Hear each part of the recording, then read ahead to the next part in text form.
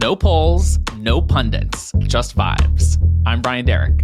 I'm Glennis Mahar, and the vibes this week. We do have a bipartisan deal. We're finishing the text right now. The question is whether Republicans are going to listen to Donald Trump, who wants to preserve chaos at the border because he thinks that it's a winning political issue for him, or whether we are going to pass legislation. And Nikki Haley has been popping off. Trump was totally unhinged. Unhinged. He threw a temper tantrum out on stage, seriously. We'll talk a little bit more about her sudden willingness to go after Trump and how it's going to sound when she eventually bends the knee. And everyone's getting in on the Super Bowl Swift mania. Right-wing dinguses are claiming this whole thing is a conspiracy, suggesting that the Super Bowl will be rigged for the Chiefs to set the stage for Taylor Swift's Biden endorsement.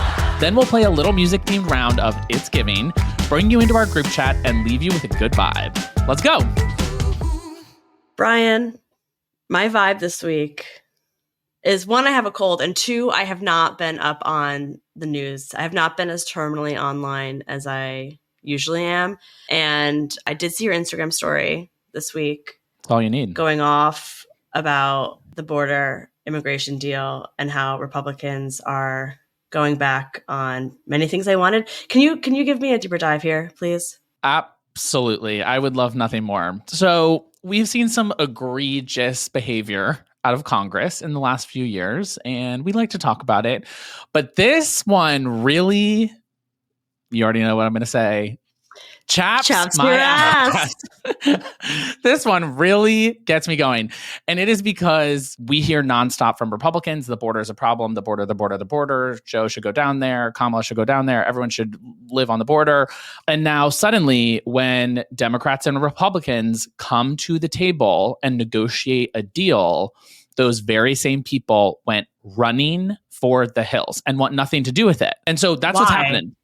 Exactly. Didn't Joe Biden say on Friday, we need to close the border, or something to that nature of we have a serious issue at the border. We need to act quickly. If that bill were the law today, I'd shut down the border right now and fix it quickly. And now Republicans are like, wait, let's not. Yeah, I think that regardless of where you stand on the issue, there is broad acknowledgement that some kind of action needs to be taken, that what's happening right now isn't really working. It's not working for migrants, people seeking asylum. It's not working for law enforcement on the border. It's not working for the economics of it right now and where immigrants are landing and how they're being set up for success or lack thereof. Totally. It's not working. And so there needs to be a solution. And Democrats showed a willingness to come to the table and make a deal. And so that's what's been being hammered out for a number of weeks, really months. And as the deal started to take shape, keep in mind, we have not actually seen a bill. There is no legislative text released, so I can't even say what is or is not included exactly. It's all kind of like hearsay and whisper campaigns as to what's in it. Republicans are already saying it's DOA. It's dead on arrival. They will not vote for it. And that is because politics. Donald J. Trump. Trump loves to talk about immigration and talk about the border at his rallies and in his ads and attack Joe Biden on it. And they are very, very afraid it would really undercut the Trump campaign and his message in 2024 when we know that immigration as a whole is a huge issue for a lot of voters. And so it's really, again, not shocking. We've seen some crazy stuff out of Congress, but it is infuriating to see people behaving so selfishly and with such open, flagrant, power-hungry nonsense. It's maddening. And disregard for human life. At the core of this is people who are fleeing violence, climate change, collapses of government.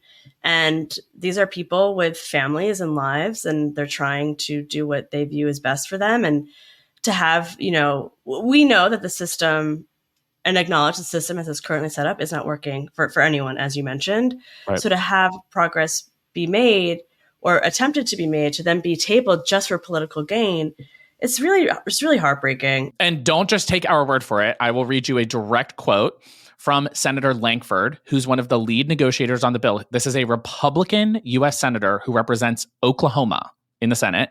And he said, and I quote, "And now it's interesting. A few months later, when we're finally getting to the end, they're like, oh, just kidding. I actually don't want to change in law because it's a presidential election year." That is what this is all about. And you have people like Marjorie Taylor Greene and Ted Cruz who are leading this charge against progress, against a deal, because they see it as a direct threat to their own reelections or to that of Donald Trump, depending on who we're talking about. It's super sad. It's super frustrating. And it speaks to the nature of the 2024 election cycle and politics as a whole right now, in that the political gain is more valuable than the human life or experience, or what the policy actually looks like in real life for Americans and those trying to seek asylum or to immigrate here.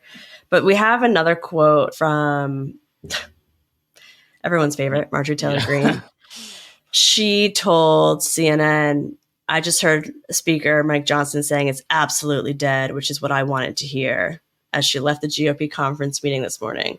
Oh, it continues. "As a matter of fact, he said so clear, I don't know why people keep asking me about it, because as it stands right now, there's no way forward." Get a new job then. Do your job. Figure it out. Totally. Yeah. And I just want to make clear for people, this is coming from someone, she has not read the text of the bill. Like she does not have access to the actual bill and what it does or doesn't include. This is someone who doesn't want a path forward. This is someone who's not interested in a common sense bipartisan bill that would make progress on the issue and address other urgent crises around the world. She's not interested in that at all. None of them are, really. None of them are. And I do want to acknowledge, I know that a lot of people are upset about the deal on the left. A lot of people feel like it's too conservative of a deal that's been put together from what has leaked and what has been sort of surmised to be in it. And I would say if you're going to push for a more progressive solution, like we need way more support and mobilization and messaging around why that's important. Like, let's talk about how America is a nation of immigrants. Let's talk about the way to bring more people in with faster work permitting and all these other solutions that I know are out there. IDing. But I think exactly. Right. Like, get people the resources that they need in order to succeed.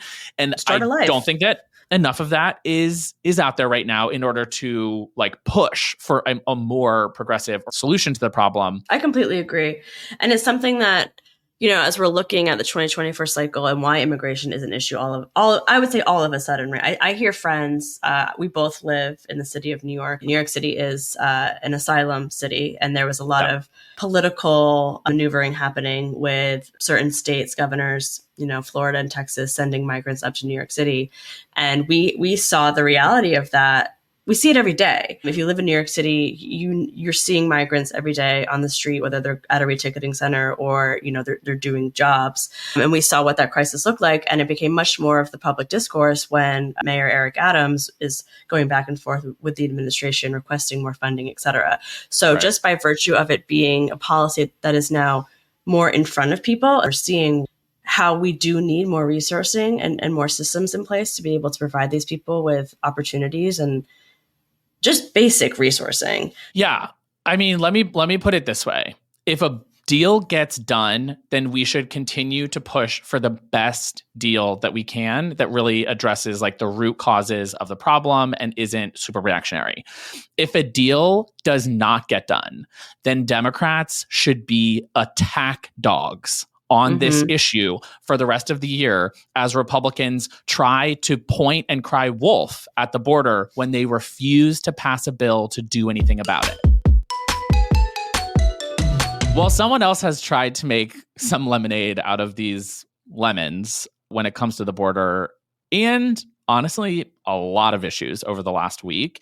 And that is Nikki Haley. Nikki Haley. Nikki. I don't want to talk about her anymore because I truly just don't like talking about any Republicans, even though it is part of my job. But something that I do think is super important that we make note of, because this is something I do in my personal life, and it's called receipts. And I want to know what you're saying, receipts, why you're saying it. Proof, timeline, everything.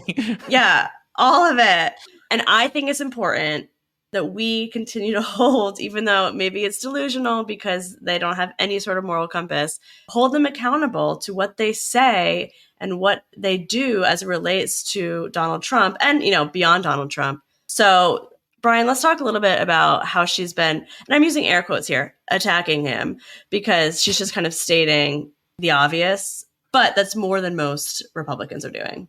Yeah, I mean, it's giving Chihuahua, not exactly German Shepherd over here. Actually, talk to any vet or any vet tech, and they will tell you a Chihuahua is much more vicious during an ear cleaning than a German Shepherd. I'm sure that's true. Shout out to the vets. Yeah, this is a clear shift in strategy since New Hampshire, which as we reported to y'all on last time, Nikki Haley did well, but it wasn't enough. She did better than I anticipated, but it wasn't enough to really change up the game.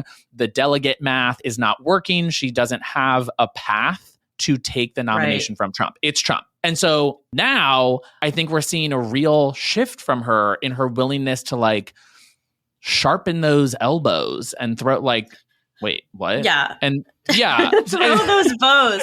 Throw those bows is where we're going. Why do you think that is? What is your theory of the case? Why is Nikki Haley suddenly knives out for Trump? Well, I don't think that she expects to get the nomination, that's for sure. But I do think she wants to have a firm record against Donald Trump, depending on what ends up happening with him. Regardless, she wants to be on, I'm using air quotes again, the right side of history as it relates to an insurrectionist, anti-American former president. Right. But she's building her brand. This is a brand building exercise for Nikki Haley. Anyone who's running in a primary where they're really not going to be the nominee, I kind of view them all as brand building exercises for each candidate. What do you think? It's also a cash grab. Let's be real. She has 10 fundraisers in the next 2 weeks, many of them in California and New York, hosted by a bunch of billionaires. And this is the anti-Trump crowd who, while anti-Trump, yet still Republican. True. Correct. For the most part. There are some sort of wobbly ones in the middle, but this is a cash grab. She's going all in on her moment in the sun because it's just mano a mano with her and Trump in the Republican primary. It's a foregone conclusion, but she can still go raise tens or hundreds of millions of dollars. She's already raised, I think 10 million or something like that since New Hampshire. She raised 4 million in grassroots donations since New Hampshire, 1 million in the 24 hours after Trump said that he was going to permanently bar from the MAGA camp anyone who gives money to Nikki Haley. And that's all working for her, right? We know that outrage politics work when it comes to fundraising, and she is trying to juice these lemons, baby, because that's all she has left. Working overtime on that juicer. She called Trump totally unhinged. Unhinged. She stole my line. What? That is, talk about brand stealing. She also was talking about how she trusted the jury. When it came to the E. Jean Carroll case, she said that she trusted the jury and said that they made their decision based on the evidence, implying that Trump was, in fact, a rapist. And she also has been contrasting herself with him on the border. And Donald Trump, the last thing he needs to do is tell them to wait to pass a border deal until the election. We can't wait one more day. And so she is trying to take this middle road approach, but I honestly think that a lot of it is about her billionaire donors, because that's what's keeping her campaign alive at this point. I'll say that. And her brand and her future after this election. What's next for Nikki Haley? The last thing that could be happening with Nikki Haley sort of sparring with Trump, other than desperation, I guess, is that she's angling for a third party run. I don't think that that's the most likely scenario. I don't think that she would do that because it would effectively end her Republican career permanently. She wouldn't be able to then run in 28 as the Republican nominee, especially if Trump and her both lose on the ticket in the general.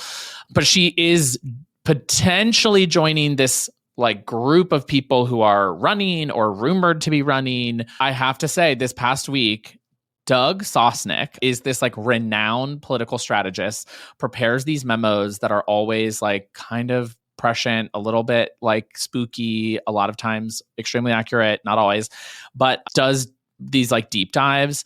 And I just wanted to read a segment from his most recent memo, which you can find in Politico. Trump can't win without a third party candidate dividing the anti-Trump vote, period.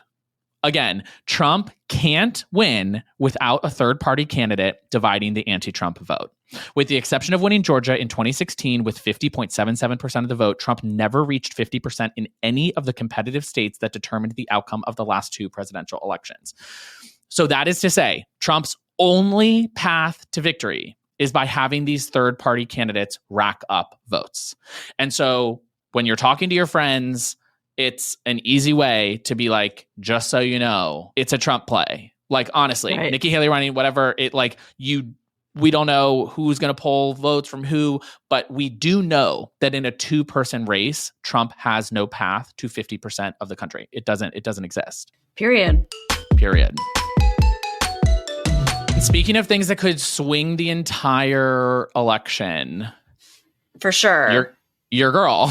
Well, she's okay. I want to be like on the record. I want to be like fair about this. Is I'm a very, very new Swiftie. Like, yes, I exist on planet Earth, so I know a lot of her songs. I hear them and somehow know all the lyrics. And I'm like, what? And recently, my friend made me watch the Eras tour, and I was like, okay, wow. So she has a new boyfriend, which you may know about. His name is Travis Kelce, and he is a football player. And he is going to the Super Bowl because he plays for the Kansas City Chiefs. So the New York Times published a story recently that the Biden campaign is seeking a Swift endorsement, which makes sense. She is one of the most powerful people in the world. And what will come as a shock to absolutely no one, conservatives are losing their minds. Not only are they losing their minds, they're coming up with conspiracy theories, and they're not stopping. And they just need, dare I say, to calm down. Yeah, it's pretty bonkers. So I'm relatively new to this whole story. I love the Taylor Swift political crossovers. They've happened before. She's pushed tens of thousands of people to register to vote, which we love. But I think that my understanding is she's gotten progressively more political, not just like civic engagement wise, but like endorsing candidates or speaking out against candidates. I know she's spoken out against Marsha Blackburn in Tennessee. Yeah, for sure. As her platform has grown, she has understood the responsibility that she carries being such an influential person. Yeah. So Republicans are losing their minds that she might endorse Biden, which is obviously her right to do so if she so chooses. But I think that we have a supercut of the Fox News hosts freaking out. We have had enough of Taylor Swift for now. Why alienate your fans, the Swifties? I think if she's smart, she will just stay out of politics altogether. I don't know what the incentive is for her to do this. I mean, as Michael Jordan said, Republicans buy sneakers too. Don't get involved in politics. We don't want to see you there. Please don't believe everything Taylor Swift says. We're all begging you. I think she should stop short of making an endorsement for Joe Biden or for Donald Trump. I mean, we would love to have it. Well, that's pretty transparent. It's like women supporting women, but only when they're doing things they want them to do. Get a grip.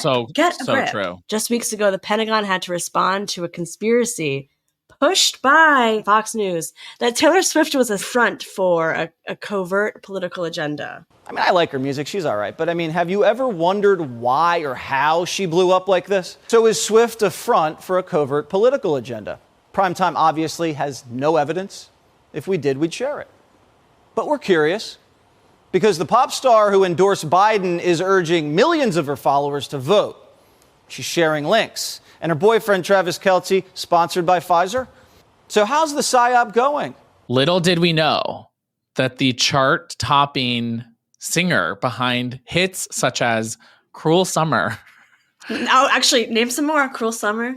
Oh, yeah, I'm going to struggle right away. All Too Well, the 10-minute version. Something about When You Walked In or I'm the Problem, It's Me. Yeah, that's good. Okay. If I Were a Man. Little did we know that it was a military operation the whole time to sway the election.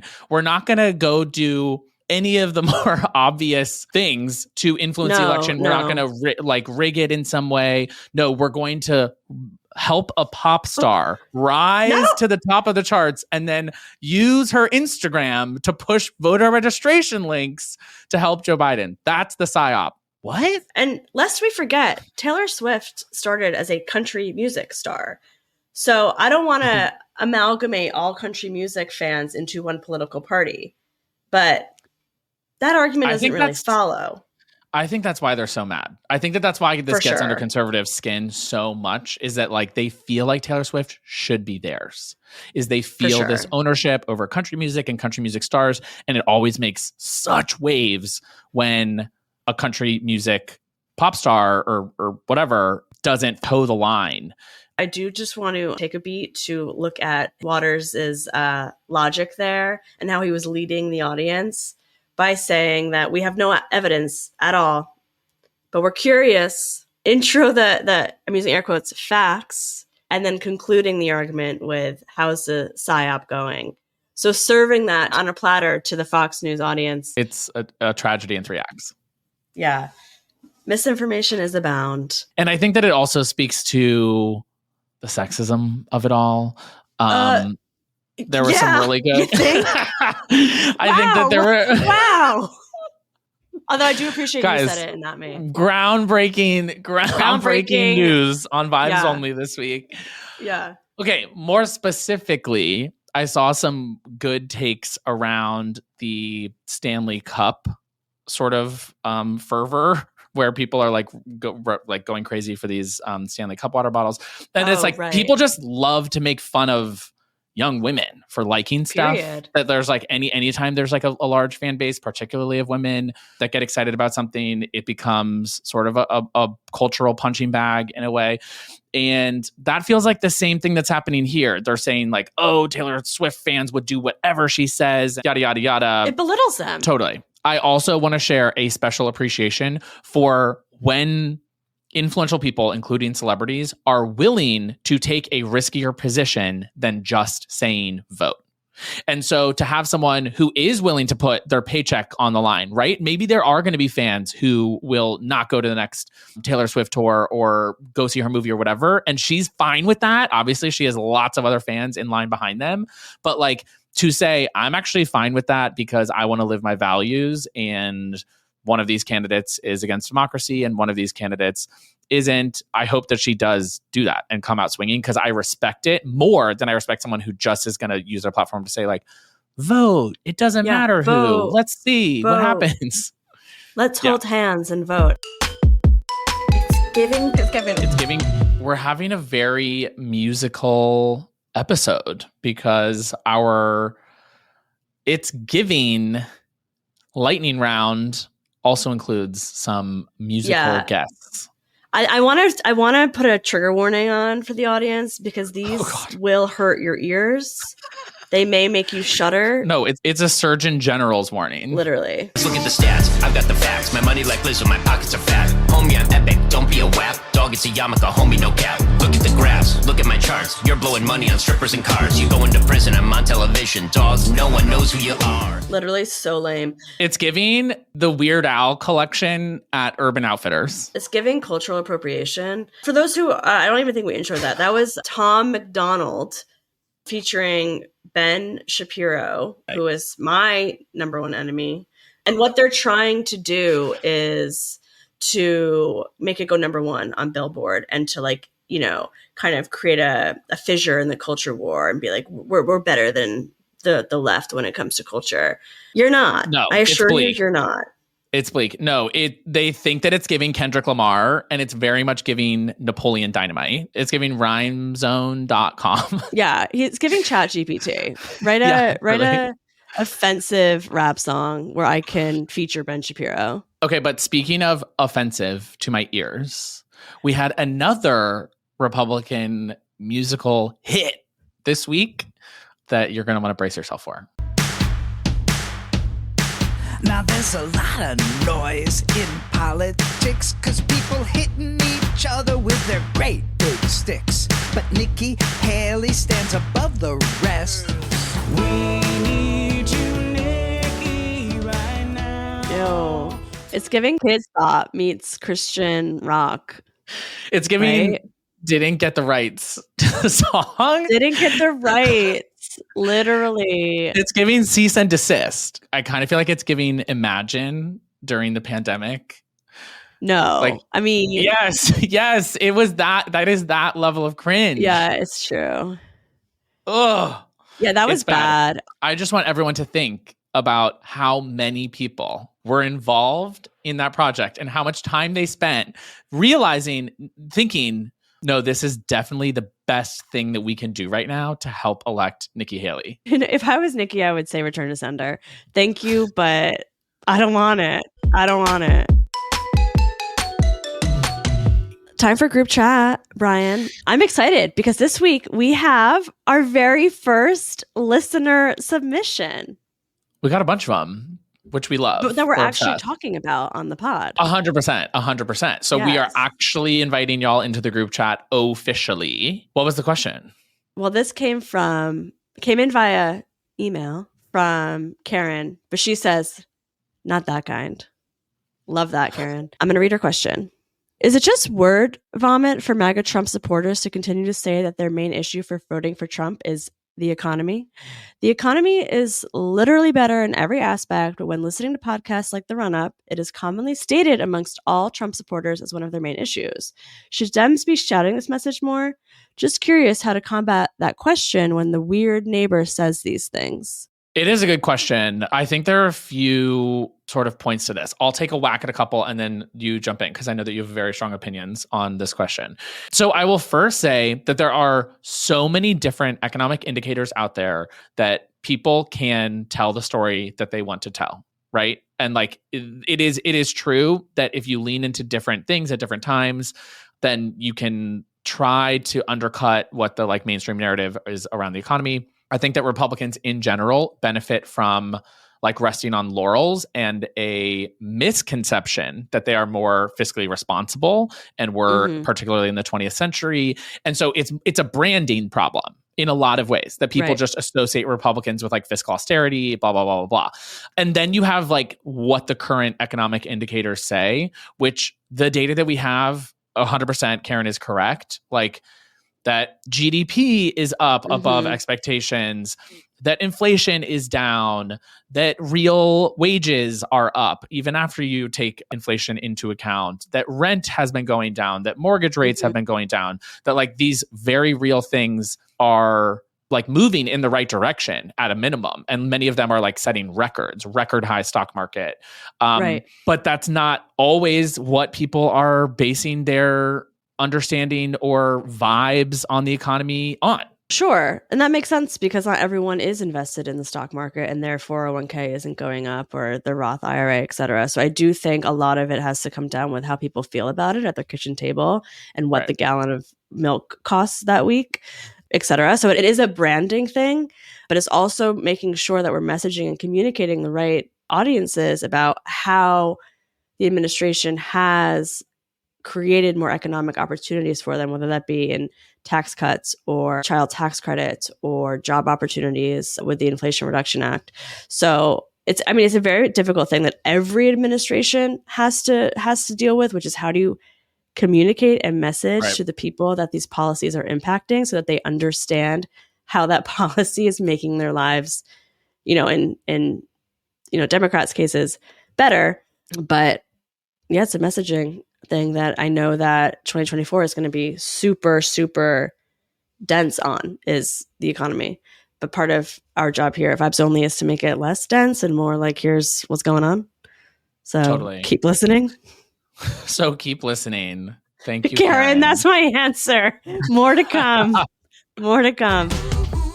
So in addition to the listener questions that we got in, we also have the results of our Spotify poll. Little did you know that when we post episodes, we can post a poll alongside. So when you listen, you can vote on the hot goss of the ep.